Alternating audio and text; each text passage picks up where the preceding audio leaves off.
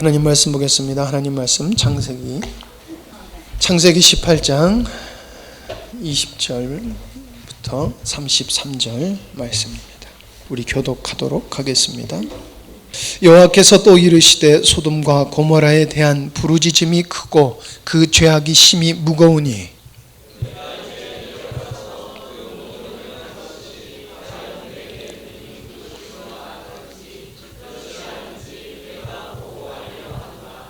그 사람들이 거기서 나와 소돔으로 향하여 가고 아브라함은 여호와 앞에 그대로 섰더니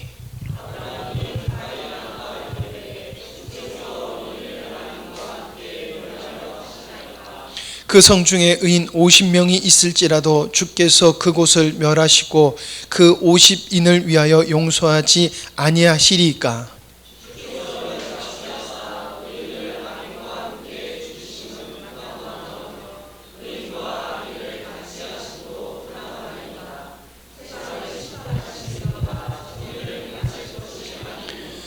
여호와께서 이르시되 내가 만일 소돔 성읍 가운데에서 의인 50명을 찾으면 그들을 위하여 온 지역을 용서하리라.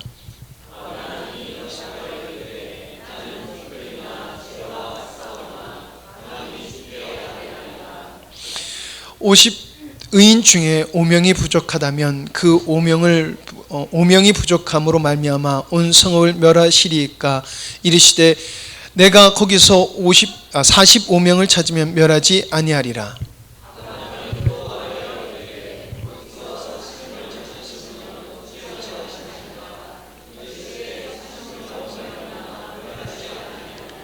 아브라함이 이르되 내 주여 노하지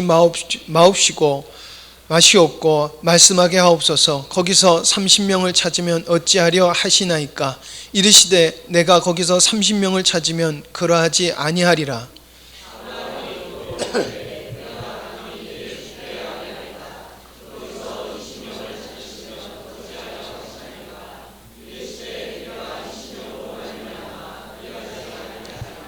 아브라함이 또 이르되 주는 노여하지 마옵소서. 내가 이번만 더 아뢰리이다. 거기서 10명을 찾으시면 어찌하려 하시나이까. 이르시되 내가 10명으로 말미암아 멸하지 아니하리라.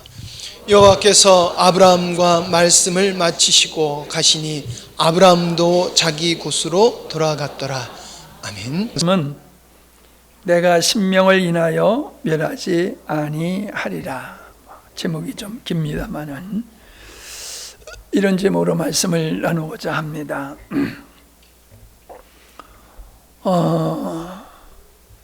70의 인생을 살고 돌아볼 때에 많은 분들이 그런 얘기를 합니다. 참 우리는 복된 시대에 태어나서 큰 고생 안 하고 참 잘 좋은 시대 속에서 살아왔다, 이런 이야기들을 하십니다.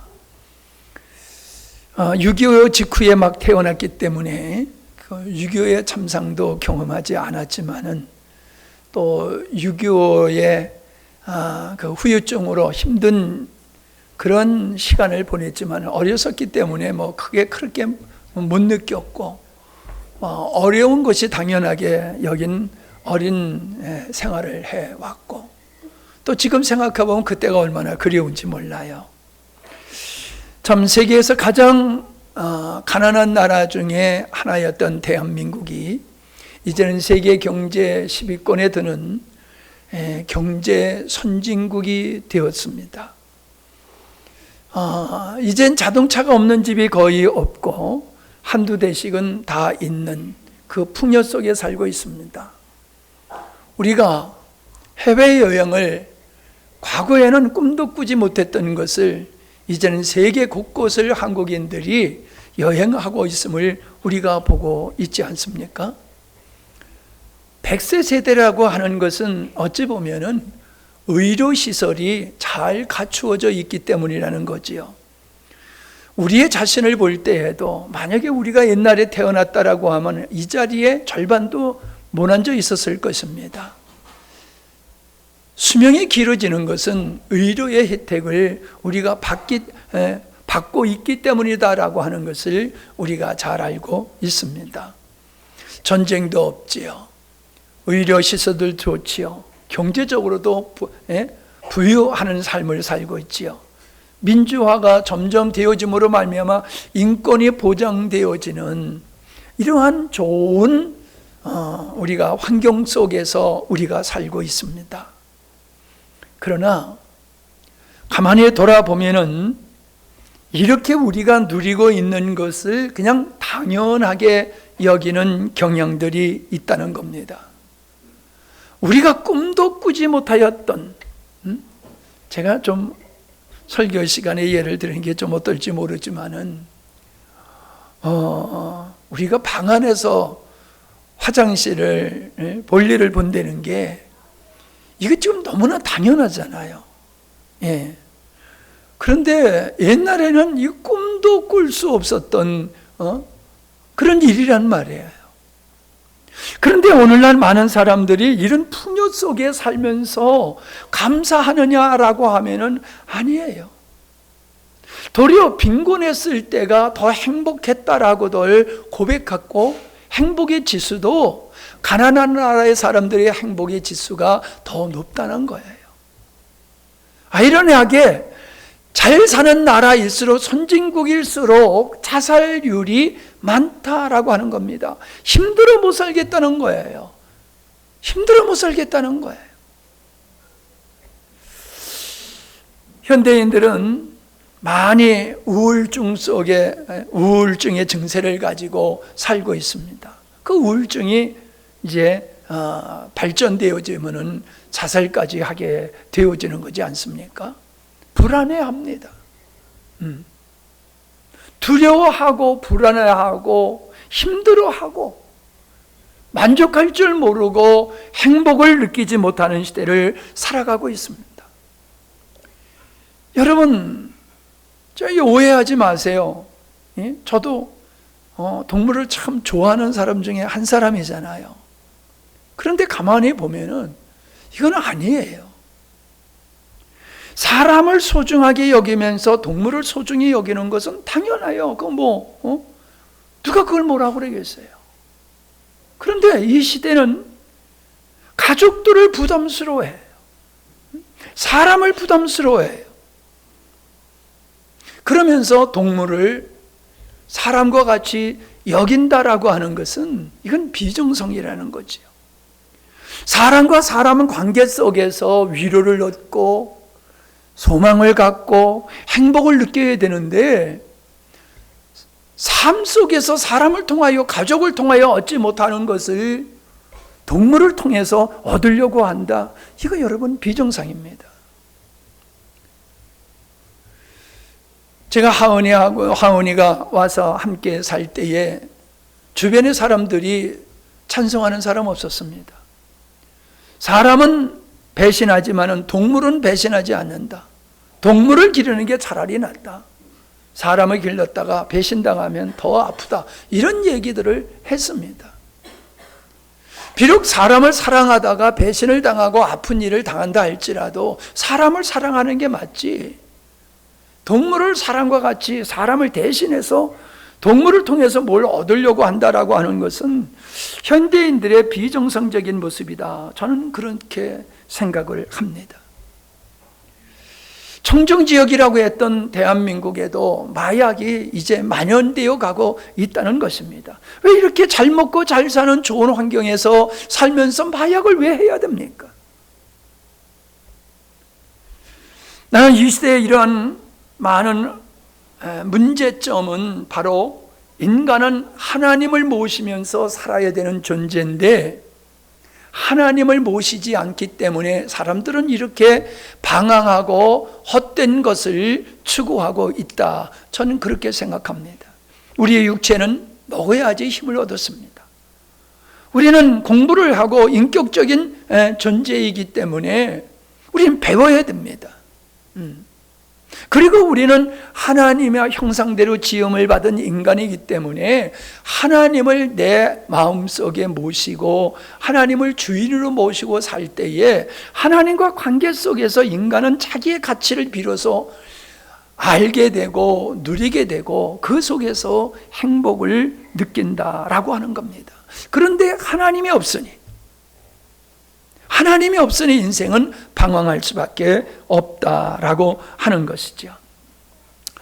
경제적으로 본다라고 하면은 대단히 높은 점수를 먹일 수가 있겠지만, 가치로 본다라고 하면은, 우리의 내면의 수준을 본다라고 하면은 낙제점이 아닐까. 그걸 넘어서 위기의 시대에 접어들었다라고 저는 판단을 합니다.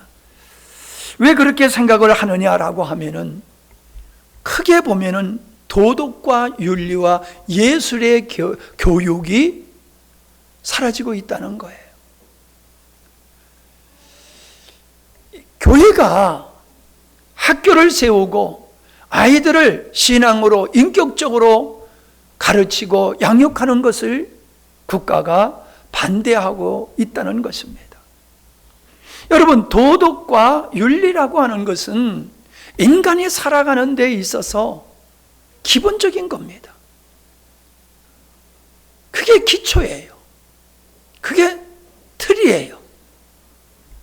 그런데 입시 위주의 학습만 하고 인간이 인간답게 살아가는 것이 무엇인지, 사람이 사람과의 관계 속에서 어떻게 국가관을 가지고 공동체를 이루어가는 데에 우리가 어떤 자세로 살아가야 되느냐라고 하는 건 가르치지 않습니다. 예술이라고 하는 것은 인간에게만 있는 것입니다. 생명이 있고 영혼이 있기 때문에 예술이 존재하는 겁니다. 예술을 멀리 한다는 것은 생명을 부정하는 겁니다. 영혼을 부정하는 겁니다.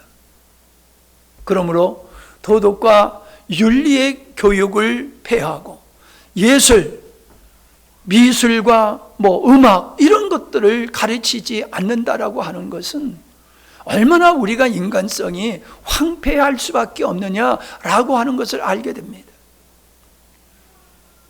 몇 년 전만 하더라도 피아노를 아이들을 가르친다, 미술 학원에 보낸다, 이런 거는 보편이었었지만은 요즘은 부모들이 아이들을 그런 데 보내지 않습니다. 그게 입시하는데 무슨 도움이 되는 거야? 입시를 위해서 보냈던 게 아니거든요. 인간을 인간답게 정서적으로 만들기 위해서 했던 교육이지, 그게 돈 벌기 위해서, 입시를 위해서 했던 건 아닌데, 모든 사회 구조가 그렇고 사람들의 의식 구조가 출세라고 하는 곳에 목표를 두고 달려가고 있다는 것입니다. 인간성을 포기하고 있다는 거예요. 교육 시스템이 인간성을 포기한 교육 시스템이다. 저는 그렇게 봅니다. 그러므로 어떤 결과가 옵니까? 가치관의 부재라고 하는 것입니다. 사람이 살아가는 데 있어서는 어떤 가치관이 있는 거예요. 근데 가치관이 없으니까 어떻게 됩니까? 그냥 사람들은 자기가 좋은 대로, 편리한 대로 살아가게 되더라라고 하는 겁니다. 오늘의 사람들을 보면 그냥 경제적인 동물이에요. 여러분, 요즘 시대만큼 아주 극단적인 이기주의와 개인주의가 있었던 시대가 있나 생각을 해봅니다. 요즘 회사를 운영하는 사람들, 또 회사에서 함께 일했던 분들의 이야기를 들어보면 요즘 젊은이들은 자기밖에 모른다는 거예요. 자기밖에 모른다는 거예요. 동료가 힘들면 서로 도와주면서 일을 만들어가는 게 아니라 동료가 어떤지 상관없고 그냥 자기 일만 하면은 그만이라는 것이죠. 우리 단체가, 우리 회사가, 이 나라가 어찌되든지 그건 상관없다는 거예요. 그건 바보짓이라는 거예요. 그냥 나만 만족하면 된다는 겁니다. 이게 얼마나 어리석습니까, 여러분? 가정이 무너지고 사회가 무너지고 국가가 무너지는데 개인이 어디 있습니까? 근데 현대인들은 그렇게 생각합니다. 나만 안 무너지면은, 나라는 무너져도 나는 존재할 수 있다는 이 망상에 빠져 있습니다.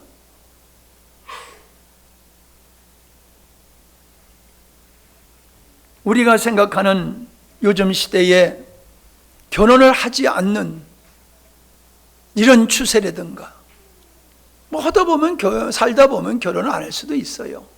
또 결혼을 스스로 어떤 의식을 가지고 안 할 수도 있어요. 그러나 그런 의식을 가지고 결혼을 안 한 게 아니라 결혼하기 싫다는 거예요. 매이기 싫다는 거죠. 가족에게 매이기 싫고, 결혼을 하더라도 아이를 낳아가지고 아이에게 매이기 싫다, 나 희생하기 싫다는 겁니다. 나 누리면서 즐기면서 살겠다라고 하는 것이 오늘 젊은이들의 생각이지 않나요?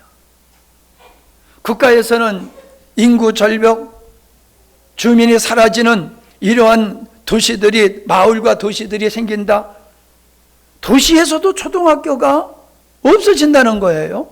시골만이 아니라. 스스로 자멸의 길로 가고 있는 거지 않습니까? 여러분, 인구를 늘리기 위한 대책이 뭐 다른 거 가지고 되겠어요? 사람들의 의식이 바뀌어지지 않는 이상 안 되는 거거든요. 안 되는 거예요. 더욱이 동성애의 문제라고 하는 것은 이건 가치의 붕괴로 말미암아 사회의 기반을 형성하는 것이 붕괴되어지는 것이다 라고 하는 겁니다. 우리가 여러분 기도하실 때 보면은 그런 기도예요. 나라가 혼란스럽습니다. 여러분, 정치가 혼란스러워서 혼란스러운 건가요? 저는 그렇게 생각하지 않습니다.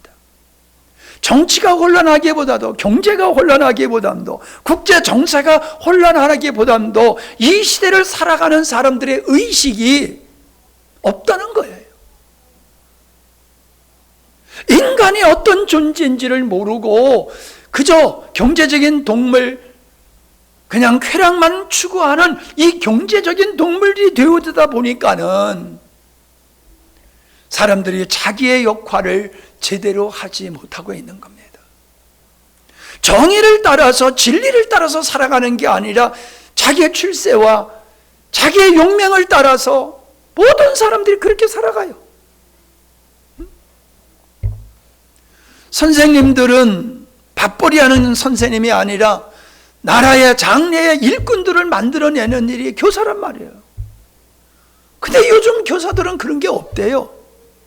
내 말이 아니고 교사가 하는 얘기예요. 교사가 하는 말이 요즘은 교사들이 사명의식이 없다는 거예요. 여러분, 국회에서 입법을 하는 그 사람들이 나라와 민족, 미래를 보고 입법을 한다고 여러분 느껴집니까? 저는 그렇게 느껴지질 않아요. 그저 자기들의 이익, 자기들의 집단을 위해서만 그것만 추구하면서 살아가고 있는 건 여야가 똑같습니다. 여야가 똑같아요. 행정부에 있는 사람이나 입법부에 있는 사람이나 사법부에 있는 사람이나 경제를 하는 사람이나 심지어 종교인들까지 진리를 세워가는 일을 위해서 자기 역할을 감당하는 게 아니라 자기 이익을 쫓아서 살아가고 있는 것이 이 사회의 혼란의 원인이다. 전 그렇게 생각을 합니다. 요즘 젊은이들은 기존의 가치관을 부정합니다. 그전에 이 사회를, 기존의 사회를 지탱하고 있었던 가치를 부정하고 오직 자기들이 생각하는 대로 그걸 진리라고 주장하고 있습니다. 내가 여자라고 그러면 여자로 받아줘야 됩니다. 내가 남자라고 하면 남자로 받아줘야 됩니다. 그러니까 사람들이 그래요. 뭐 지가 좋아서 하는 건 내버려 두어 그런단 말이에요. 근데 여러분 한번 생각해 보세요. 여러분이 목욕탕에 갔는데 여탕에 남자가 들어온다라고 하면 받아줘야 되겠지요. 그 사람 내가 여자라고 생각하고 들어오니까 인정해줘야 되잖아요. 근데 그건 인정하지 않아 또. 얼마나 모순되게 현대인들이 살아가고 있는지 모릅니다. 생각을 안 하고 산다는 거예요. 생각이 짧다는 것입니다. 여호수아 시대에 뭐라고 성경이 기록되어 있느냐? 사사기 17장 6절에 보니까는 그때에는 이스라엘의 왕이 없으므로 사람마다 자기의 소견대로, 소견에 오른 대로 행하더라. 25절에도 똑같은 이 말씀을 하고 있어요. 왕이 없다 보니까, 지도자가 없다 보니까, 진리가 기준이 없다 보니까 그냥 모두가 각자가 자기 소견대로, 내가 생각하는 대로, 옳다고 믿는 대로 그냥 살아간다는 거예요. 그러니 어째요? 난장판이 됐다는 거예요. 무질서, 난장판이 됐다는 거예요. 그런 국가가 정상적인 국가가 될 수 있으며, 그런 국가의 국민으로서 정상적인 행복한 삶을 누릴 수 있겠습니까? 그러한 시대에 예수님께서는 세상에 빛으로 오셨다는 것입니다. 빛이신 예수님을 사람들이 알아보지 못한 이유는 어둠이었기 때문에 빛을 바라보지 못한 것입니다. 예수님을 메시아로 받아들인 사람들은 어둠 가운데 있는 자들이 아니라 빛 가운데 있는 자들만이 예수님을 생명으로 받아들였다라고 하는 겁니다. 여러분, 이 시대에 아무리 학식이 있고 똑똑하고 재능이 있다 할지라도 어둠에 속한 사람은 진리를 보지 못합니다. 생명이 무엇인지 사망이 무엇인지를 분별하지 못합니다. 자기가 어느 시점에 어느 자리에 있는지를 알지 못하고 오직 먹을 것만을 위해서 달려가고 있음을 보게 된다라고 하는 것입니다. 예수님을 알아보지 못했던 그 시대의 사람만이 아니라 지금 살아가는 오늘날의 시대의 사람들도 빛 대신 주님, 빛 대신 진리, 빛의 생활이 무엇인지를, 생명의 삶이 무엇인지를, 고상하고 바른 삶이 무엇인지를 모르는 거예요. 들어도 모릅니다. 예수님을 보고도 몰랐고 그분의 말씀을 들어도 몰랐듯이 진리가 아무리 선포돼도 사람들은 예수님을 받아들이지 아니하듯이 오늘 시대도 사람들은 물질만, 쾌락을 쫓아 살 뿐이지 하나님 진리의 말씀을 받아들이지 않는다는 것입니다. 예수님이 이 땅에 어둠 속에 빛으로 오신 것과 같이 주님은 우리를 이 어두운 시대 속에 빛으로 우리를 보내고 계시다는 것입니다. 그래서 너희들은 세상, 어떤 세상입니까? 어두운 세상의 빛이다. 너희는 소금이다. 어떤 세상? 썩어져가는, 부패하는, 죄악으로 관영하고 거짓으로 충만한 이 시대 속에 너희는 소금의 역할을 해야 된다. 내가 이 땅에 빛과 소금으로 왔던 것과 같이 너희들은 그런 사명자다라고 말씀하고 있다는 것을 기억할 수 있기를 바랍니다. 그냥 예수 믿고 천국 간다는 것으로 여러분 만족하면 안 됩니다. 나 혼자 바로 살면 됐지, 남이 어떻게든지 간섭할 일이 아니야, 그렇게 생각하면 안 됩니다. 우리는 홀로 살 수 있는 사회가 아닙니다. 그리고 하나님은 그 어둠에 속한 자들을 결코 외면하고 버리시지 않습니다. 당신이 친히 오셨듯이 이제 주님은 저와 여러분을 이 어두운 시대에 여러분의 가정으로, 여러분의 직장으로, 여러분의 마을로, 이 나라 이 민족을 향해서 보내고 계시다는 사실입니다. 여러분이 학교가 공부하는 것만이 아닙니다. 거기가 여러분의 빛의 역할을 감당할 것입니다. 여러분의 직장이 돈만 버는 것이 아닙니다. 그 영혼들을 구원해내야 되는 사명이 우리에게 있다는 사실을 우리는 기억해야 될 줄 믿습니다. 우리는 이 자연을 보면은 정화의 기능이 있습니다. 지금은 우리가 이 계곡을 그냥 돌로 반듯하게 깨끗이 정리를 합니다. 보기는 좋아요. 그런데 뭐가 문제입니까?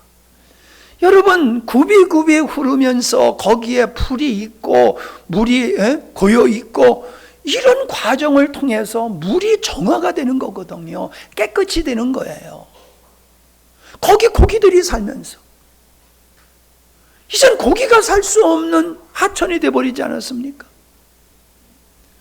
고기가 기댈 곳이 없어요. 수풀이 없다는 거예요. 먹을 것이 없어요.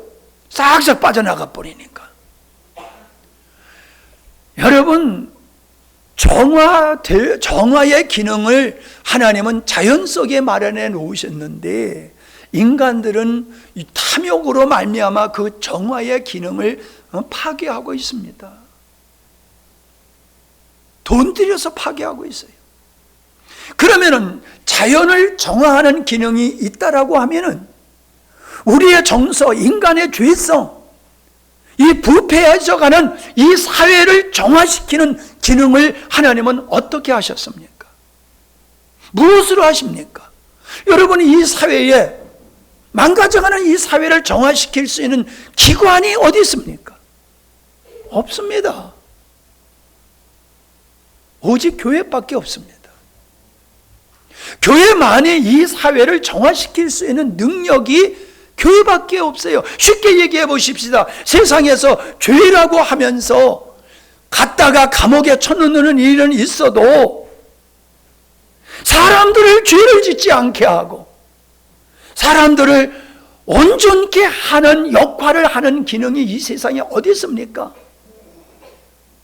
정죄하고 벌 주는 기관은 있어도 학교에서조차도 그 어린아이들에게부터 해야 할 교육을 포기한 상황 속에서 지금 우리 사회 속에는 이 시대의 죄된 환경을 정화할 수 있는 능력이 상실되어 있고 그 역할을 교회가 해야 되는데 그 교회마저도 그 역할을 제대로 하지 못하고 있다라고 하는 것입니다. 여러분, 기능을 상실하면 죽은 겁니다. 기능이 상실되면 죽은 거예요. 육체의 기능만이 아니라 경제적인 기능도 마비되면 경제가 죽는 거지 않습니까? 교회가 교회의 기능을 감당하지 못하고 성도가 성도의 기능을 감당하지 못하면 주님이 뭐라고 그러셨습니까? 맛을 잃은 소금은 밖에 버리고 사람에게 밟힐 뿐이니라.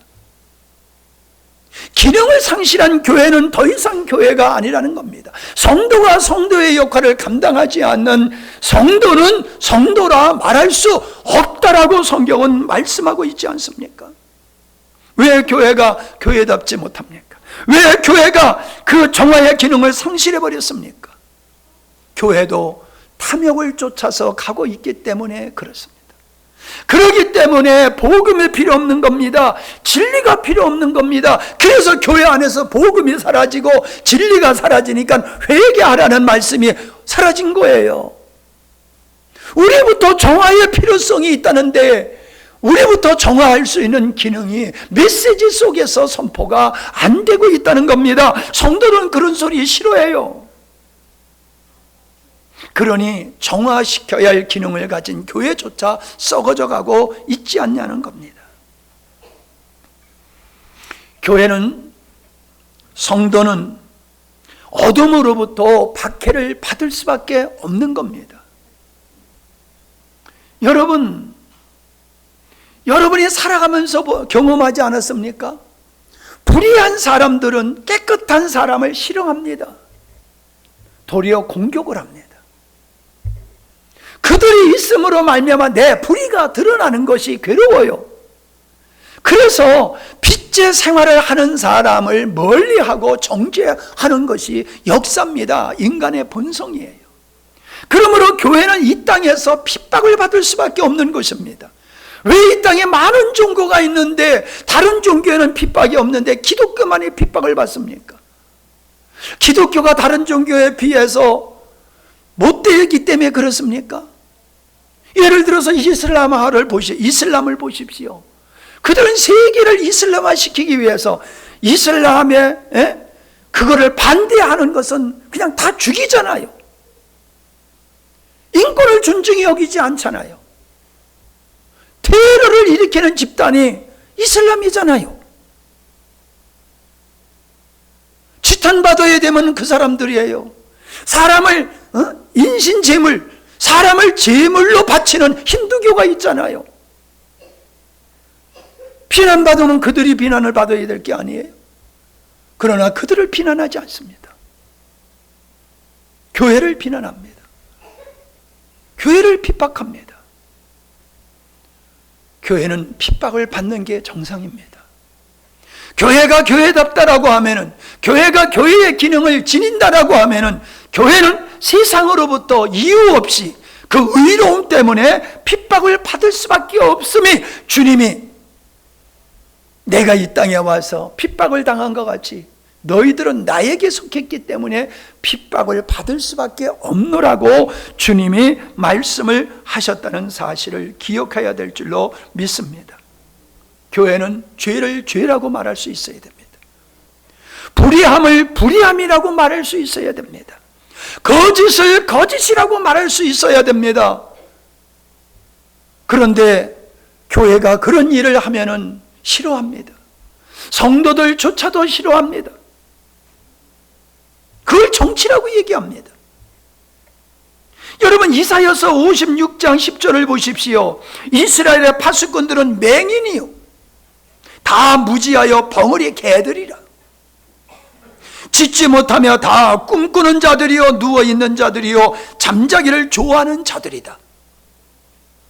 하나님은 말씀합니다. 자기 역할을 감당하지 않는 사람은 개와 같다. 짖지 않는 개와 같다. 뭐예요? 도적이 오면 짖어야 되는 거 아니에요. 그게 개의 존재잖아요.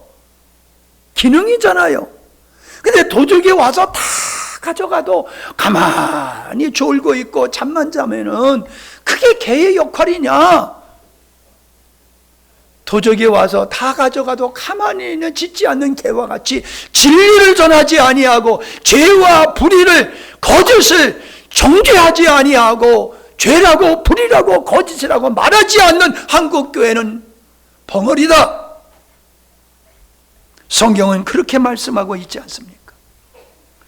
이스라엘을 가리켜서 파수꾼이라고 했습니다. 파수꾼.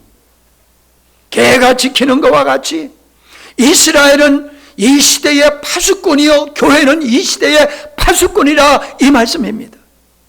예수 믿고 천국 가는 사람만이 모여 있는 것이 교회가 아니라 교회는 어둠을 향하여 어둡다고 말해야 되는, 사단이 역사하는 것을 대적하고 거기에 미혹된 자들을 구원해 내는 것이 교회의 사명이라고 말씀하고 있다는 사실입니다. 에스겔서 3장 18절과 19절을 보십시다. 가령 내가 악인에게 말하기를 너는 꼭 죽으리라 할 때에 네가 깨우치지 아니하거나 말로 악인에게 일러서 그의 악한 길을 떠나 생명을 구원하게 하지 아니하면 그 악인은 그의 죄악 중에서 죽으려니와 내가 그의 핏값을 내 손에서 찾을 것이요 네가 악인을 깨우치되 그가 그의 악한 마음과 악한 행위에서 돌이키지 아니하면 그는 그 죄악 중에서 죽으려니와 너는 내 생명을 보존하리라. 여러분, 우리가 예수 믿고 천국 가는 게 전부가 아니라는 겁니다. 하나님은 죄인을 향한 하나님의 마음이 어떤 마음인지 우리에게 보여주고 있는 겁니다. 죄인을 방치하지 아니하고 죄인을 구원하기 위해서 우리 주님이 오셨듯이 이제 너희들도 이 세상의 죄인을 향하여 어둠을 향하여 나아가서 그들을 깨우쳐라. 왜 하면 아니십니까? 깨우치라고 우리에게 말씀하는 겁니다. 내가 그들을 깨우치다가 핍박을 당하고 환난을 당하고 불이익을 당해도 그게 너의 사명이다.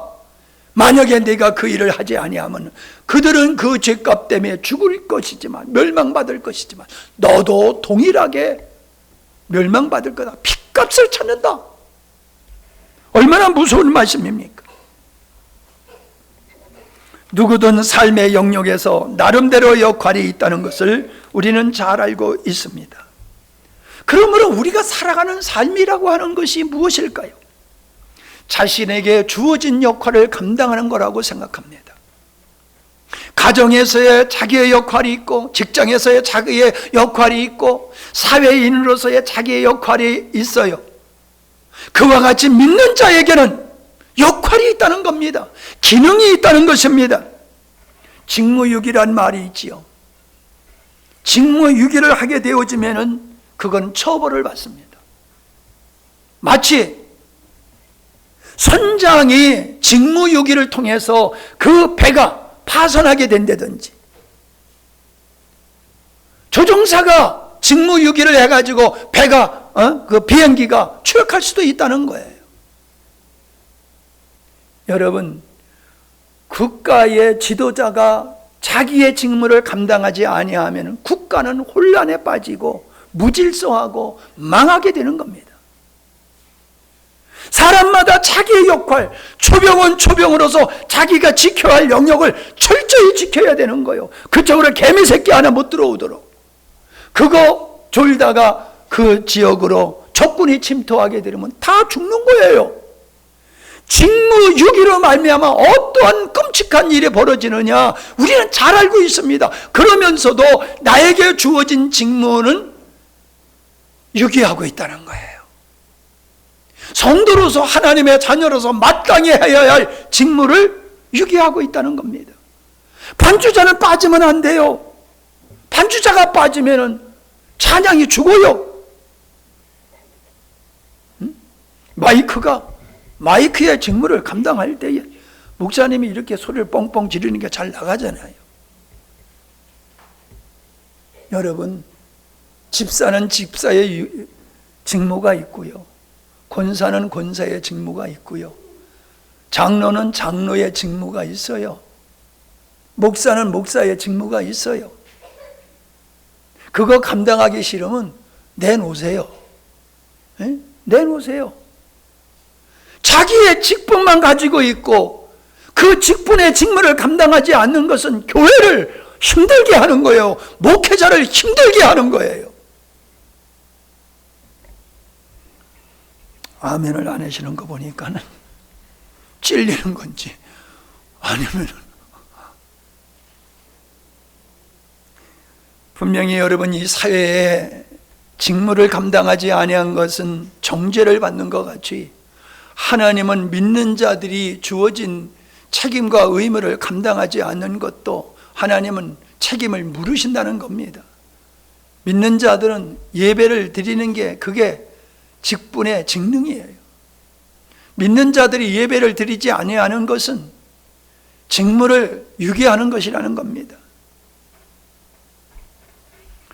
나는 이 시대의 혼란스러운 모습을 보면서 너무너무 안타까운 게 그들이 잘못하는 것이 안타깝기도 하지만 목사로서 그 책임이 교회에게 있고 목사에게 있다는 책임감을 갖습니다. 대한민국에 예수님을 믿는 사람이 얼마나 많습니까? 교사들이 얼마나 많습니까? 국회에 얼마나 많습니까? 사법부에 얼마나 예수님 믿는 사람이 많습니까? 행정부에 얼마나 예수님 믿는 사람이 많습니까? 그 예수님이 믿는 사람들이 각자 처소에서 그들이 진리를 근거로 주님의 자녀답게 그들이 바르게 산다라고 하면은 이 땅에 악법이 생기지 않을 거예요. 불의한 재판이 이루어지지 아니할 것입니다. 청소년들이, 젊은이들이 잘못된 가치관에 의해서 국가 간의 혼란스러운 일에 빠지지 않을 것입니다. 여러분, 지금 우크라이나와 러시아가 전쟁을 하고 있지요. 그런데 러시아에서도 전쟁에 나가기 싫어서 도망가는 사람이 있고 러시아에서도 전쟁에 나가기 싫어서 도망가는 사람이 있다는 거예요. 뭔 얘기입니까? 국가관이 없다는 거예요. 국가관. 국가가 있어야지 내가 있는 거, 이거 모르는 거예요. 여러분, 우리가 국가 유공자들을 소중히 여기는 이유가 어디 있습니까?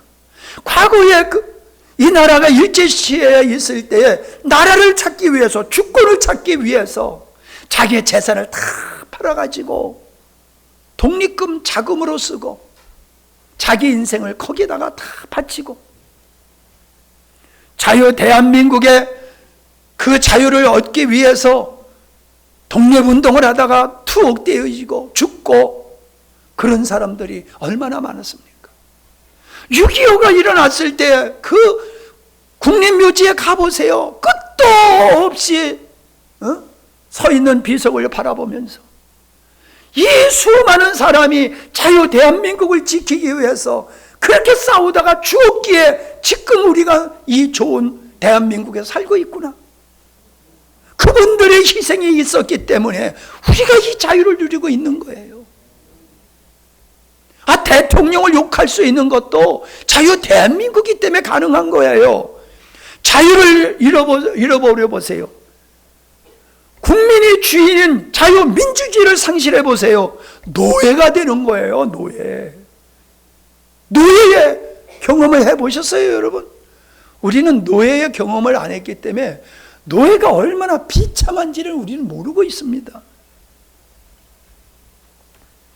저는 이 시대에 혼란스러운 게 교회가 정화의 역할, 기능을 감당하지 못함에 있고, 교회가 정화의 역할을 감당하지 못하는 것은, 빛과 소금의 역할을 감당하지 못하는 것은 목사에게 있다고 저는 생각합니다. 목사가 회개해야 되고 성도들이 회개해야 됩니다.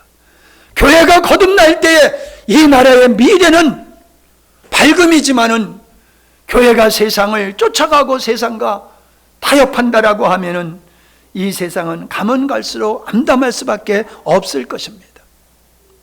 패권이라는 것이 뭡니까? 패권 잡는다. 어떤 적은 자리에서도 패권자가 있어요. 국가적으로도 미국이 패권국이라고 그러지요.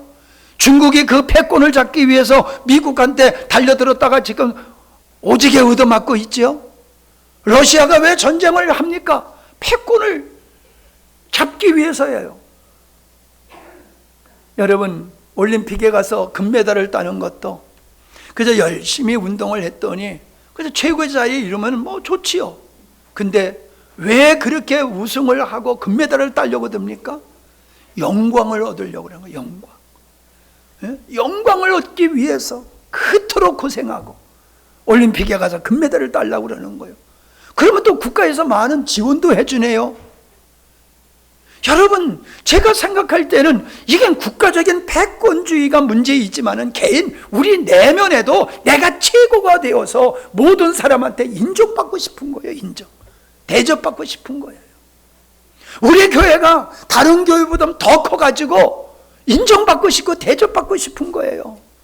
나도 그 교회 다닌다고 하는 그 자부심과 긍지로 어떤 혜택을 누리기 위해서 꾸역꾸역 큰 교회만 나가는 거예요. 다 가짜들이에요. 여러분 빼고. 우린 큰 교회 아니잖아. 그러니까 큰 교회 안 나온 여러분들은 그런 마음이 없기 때문에 여러분은 거기서 제외가 될 수 있어. 거긴 또 아멘 안 해. 주님은 우리를 최고로 만들려고 그러지 않으세요. 도리어 주님은 우리를 가장 낮은 자리에 있게 하셔서 다른 사람을 세워가도록 하는 역할을 우리에게 원하십니다. 근데 왜 자꾸 교회가 드러나려고 듭니까? 우리가 교회 신문을 봐도요, 뭐 이렇게 자랑을 많이 하는지 몰라. 자랑. 참 답답해요. 자기 교회 자랑이야. 자기 교회 자랑. 선한 것을 거기다가 실으면 얼마나 좋아요. 아니, 일반 신문도 그렇잖아요. 선한 사례들이 얼마나 많습니까? 그런 걸 실어주면 얼마나 좋아요. 꼭 누가 잘못한 거 후린 것만 파가지고 거기다가 싣고 남의 허물을 뜯어 먹고 사는 이 죄악성 인간들, 정말 지긋지긋하고 냄새납니다. 자기가 높아지려고 하는 거, 자기가 최고가 되려고 하는 거, 이게 인간의 내면의 죄성임을 깨달아야 될 줄 압니다. 우리는 섬김과 나눔을 통해서 하나님의 원하시는 나라를 세워나가는 일에 헌신자가 되기를 주님이 바라시는 줄로 믿습니다. 분명히 말씀드립니다. 하나님은, 아니, 이 시대는 유능한 자를 필요로 하는 게 아니에요. 유능한 자를 필요로 하는 게 아니라 의인을 필요로 합니다. 어떤 사람을 필요로 한다고요? 어떤 사람을 원치 아니하고? 근데 반대로 살잖아요. 세상은 자꾸 유능한 사람만 찾아요. 유능한 사람. 근데 그 유능함을 공동체를 위해서, 의를 위해서 쓰는 게 아니라 자기 탐욕을 위해서 쓰다 보니까는 유능한 사람이 많을수록 죄는 점점 진흥화되어지고 이 사회는 피폐화되어 가고 있지 않느냐 이 말입니다. 이 시대가 유능한 사람이 없어서 이 사회가 혼란스러운 게 아니에요. 의인이 없어서라는 거예요. 의인이 없어서. 오늘 말씀과 같이 의인 10명이 없으므로 소돔과 고모라 성이 멸망받는다. 이 시대가 이렇게 혼란스러운 것은 의인 10명이 없기 때문에 그렇다는 거예요. 숫자 10명을 가리키는 게 아니에요. 살릴 수 있는 그 사람들이 없기 때문이다. 불의함을 정화시킬 수 있는 그런 기관, 그런 사람이 없기 때문이다. 의로운 교회 10교회만 있어도 이 사회는 새로워지리라, 뭐 이렇게 해도 되잖아요. 전 가만히 이 나라의 혼란스러움을 보면서요, 정말로 의로운, 주님이 인정할 만한 의인 10명만 있다고 해도 이 나라는 바로 서리라, 전 그런 생각이 들더라고요. 왜? 가만히 보니까는 긴 것을 아니라고 했을 때에 거기서 빚어지는 그 피해라고 하는 건 말할 수 없어요. 국민의 어떤 대다수의 사람들이 지탄을 받는다 할지라도 아닌 것을 아니라고 말할 수 있는 그 사람이 있다라고 하면은 이 나라는 바른 길로 갈 수 있다는 거예요. 아멘. 지지율이 뭐가 그렇게 필요합니까? 지지율이 필요한 게 아니에요. 사람 눈치 보는 거예요. 대다수가 죄를 짓자고 하면 죄를 져야 됩니까? 아니란 말이에요. 지도자는 바른 길로 가는 거예요. 돌을 맞으면서도. 교회가 그 역할을 감당해야 되는 거예요. 성도가 그 길을 걸어가야 되는 것이다, 이 말입니다. 성경에 보면 요셉이 바로섬으로 가족을 살렸어요. 모세 한 사람이 바로섬으로 자기 민족의 멸망 앞에서 구원받았고, 하만의 계략 앞에서 유대인들이 다 바벨론에서 죽게 되는 상황 속에 모르드게와 에스도야, 이 사람들로 말미암아 죽을 수밖에 없는 그들이 살아나게 됐다는 것입니다. 바울의 한 사람을 통하여 인류의 복음의 역사가 시작되었고, 이름도 기억 못하는 그 어떤 분들이 이 땅에 와가지고 복음을 전했기에 이 땅의 사망에 끝나고 생명의 역사가 일어나지 않았습니까? 우리는 혜택 받는 데 익숙해요. 이제는 우리는 혜택을 베푸는 자가 되어야 될 줄로 믿습니다. 다른 사람을 세우기 위해서 공부하는 거예요. 다른 사람을 세우기 위해서 돈도 버는 거예요. 왜 앞서가려고 합니까? 지도자로 많은 사람을 바른 길로 인도하기 위해서 지도자가 되는 것이지, 군림하기 위해서 지도자가 되는 게 아니에요. 여러분, 나 때문에 가정이 살고, 지역이 살고, 국가가 살고, 이 사회가 살아나는 역사의 인물이 될 수 있기를 주의 이름으로 축원합니다. 그것이 가치 있는 삶이고 하나님이 기뻐하시는 삶인 줄로 믿습니다. 기도합니다. 하나님 아버지, 의인 10명을 찾으시는 주님, 우리를 향하여 말씀하시기를 너희는 이 세상의 소금이고 빛이다 하신 말씀, 너무나도 우리가 잘 알고 있는 말씀이지만 참으로 우리가 소금과 빛과 의인 10명으로서의 삶을 직문을 유기하고 있지 않습니까? 주님, 오늘 이 한 시간에 우리의 삶을 깊이 성찰하면서 하나님의 찾으시는 의인 10명이 되게 하여 주옵소서. 주여, 이 자리에 참여하지 못한 사랑하는 우리 성도들 형편과 처지를 주께서 아십니다. 연약한 자들은 강건케 하여 주시고, 믿음 없는 자들에게 믿음의 은혜를 더하시고, 힘들고 어려운 역경을 극복할 수 있는 강하고 담대한 믿음으로 기름 부어 주옵소서. 육신의 연약한 자를 치료하여 강건케 하옵소서.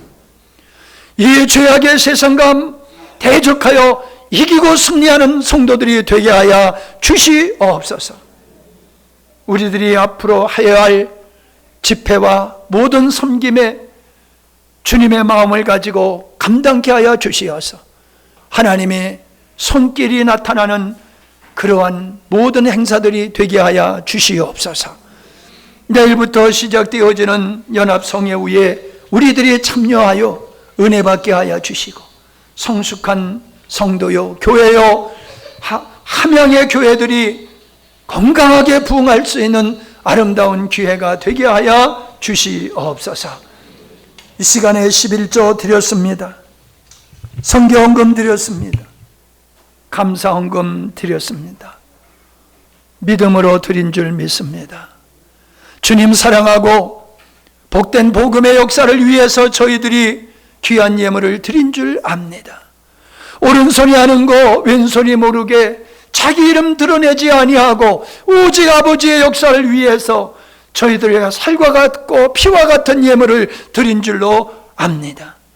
주께서 저희들의 믿음을 축복하시고 저희들의 헌신을 축복하셔서 저희들의 창고가 마르지 않게 하여 주시옵시고 건강히 해함을 받지 않도록 지켜주시옵시고 악한 세대로부터 공격당하지 아니하도록 우리의 자녀들을 주께서 지켜주시옵시며 우리의 자녀들의 가정에 하나님의 말씀으로 행복하고 건강한 가정들이 되게 하여 주시옵시며 그들에게서 태어나는 자녀들이 또한 이 나라 이 민족을 위한 일꾼들이 되게 하여 주시옵소서. 예수님의 이름으로 축복하며 기도하옵나이다. 아멘.